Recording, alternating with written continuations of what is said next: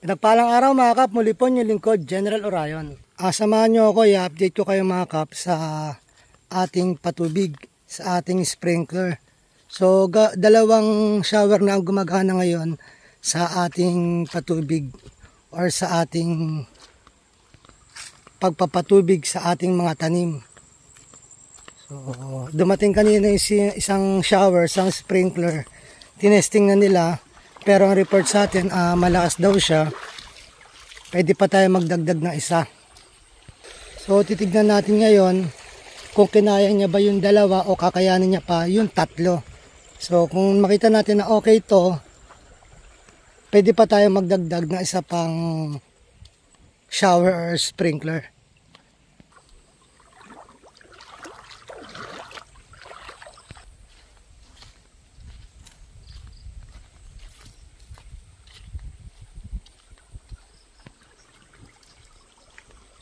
So madalas ang problema namin, yun nga kapag nagpapatubig kami, yung hindi pa dati shower ang gamit namin, masyadong matrabaho sa pag-aayos ng lupa. So ngayon, may sinubukan din kami isang plastic na liner para hindi damuhin yung aming mga tanim na sili. So testing pa lang naman, so kapag umokay siya, tsaka pa lang tayo magbo-volume ng gawa. Malamang doon nila nilipat sa kabila yung patubig dahil nasa kamote na tayo or kamote na yung didiligan nila.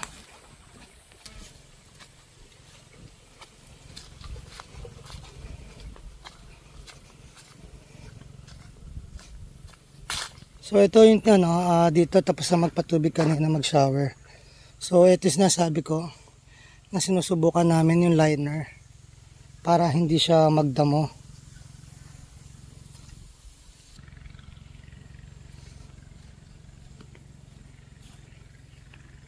So isa rin yung sa problema kasi namin o isa yung sa magastos yung pagdadamo dito. Yan.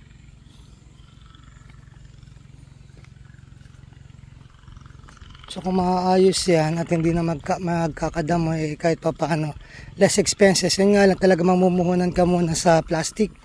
Pero in long run, mas mapapakinabangan mo siya at mas makakatipid ka sa kanya. So andito tayo ngayon sa ating silihan. Yan, nag-harvest na sila ng kamatis. Harvest na kamatis. So ito na mga kap ang mga na-harvest nilang kamatis. Pipilian pa nila yan, ihiwalay yung good, tapos yung maliit at saka yung malaki. Yan. Si Milen. So nag-harvest sila dito ng kamatis. Dito sa pagitan natin, naglagay tayo ng kamote. Siling Taiwan pa rin to mga kap. Yan, buhay na nga siya. So, babawas tayo ng langgot doon. Dinidistribute natin sa bawat pagitan nito.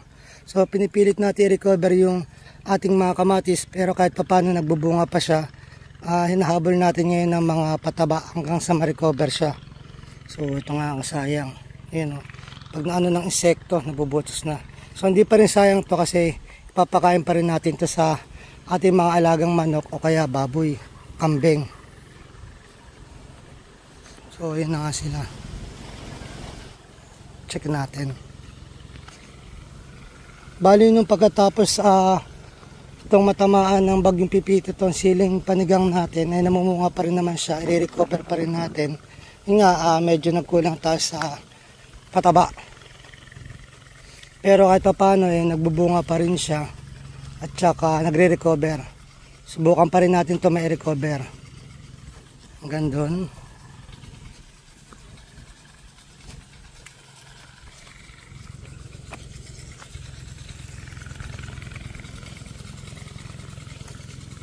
So nandito tayo ngayon sa mga kamote. At pinatubigan muna natin to. So ito na yung kamote natin. Lumalabas na sila. So nagbawas tayo ng langgot dito. Hanggang doon, nilipat natin doon.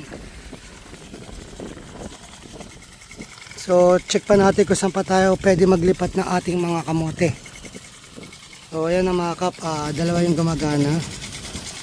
Ito isa. Ayun yung isa. So ayan na, fire na.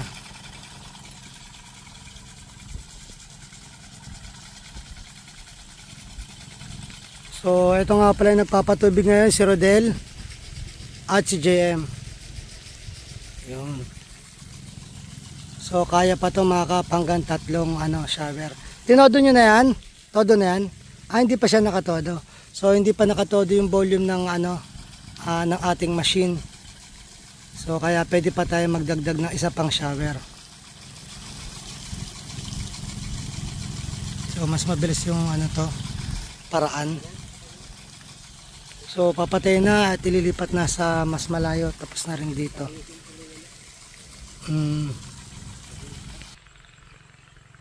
So doon makikita nyo mga kap yung buhawi or lakas ng alikabok. Ang lakas ng hangin kaya yung alikabok, tignan nyo. Oh.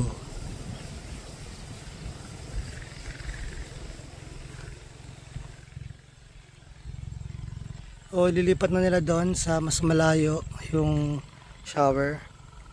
Ito nakalabas na nga ating kamote. Bali sa nakikita natin problema ngayon, may kita nyo mga kap, yung mga bitbit nila. Ayan yung mga hose. So mabigat siya madalas. Kapag hinahatak nila dito, madalas sabi ko sa kanila, idaan na lang doon sa gilid. Tsaka nilang kumuros over dito o pumasok sa gitna. Para hindi masyadong nadadaanan o nababangga yung ating mga tanim. Pero dapat magkaroon kami ng permanenteng hose na hindi na tinatanggal mula doon hanggang doon sa dulo para ikakabit na lang namin na ikakabit yung aming mga patubig para sa aming shower or sprinkler. Na sinaset up na nila. Ito dahil nabasa, may kita natin dito yung ating kamote. So ayan, naglalabas na sila mga kap.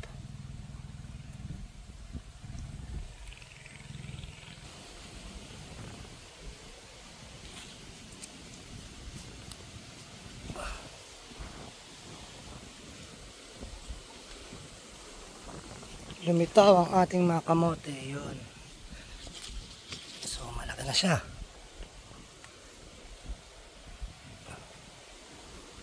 Baka mag partial harvest tayo dito mga kap. Ayan o. So kaka 3 months lang nito mga kap ng 17.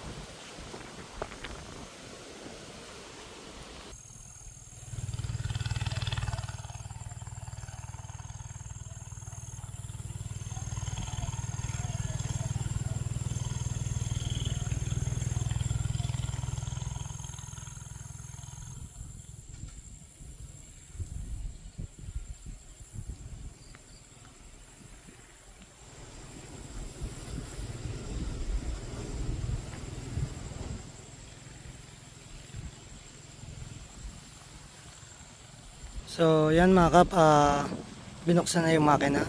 Check natin to. Bali ito na yung update natin sa dalawang sprinkler. So kung okay to, magdadagdag pa tayo ng isang sprinkler hanggang 5 kung ilan ang kakayanin ng ating makina.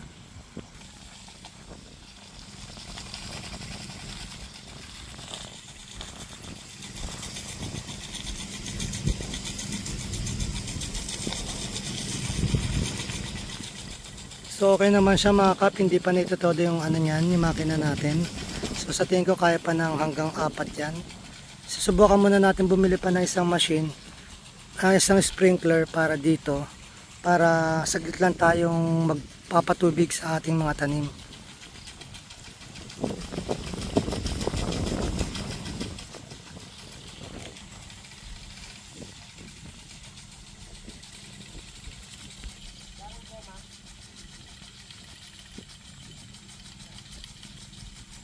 So yan mga kap, at napakita ko sa inyo yung bago nating sprinkler, yung update. Yung una sa mga nakaraang video ay isa lang.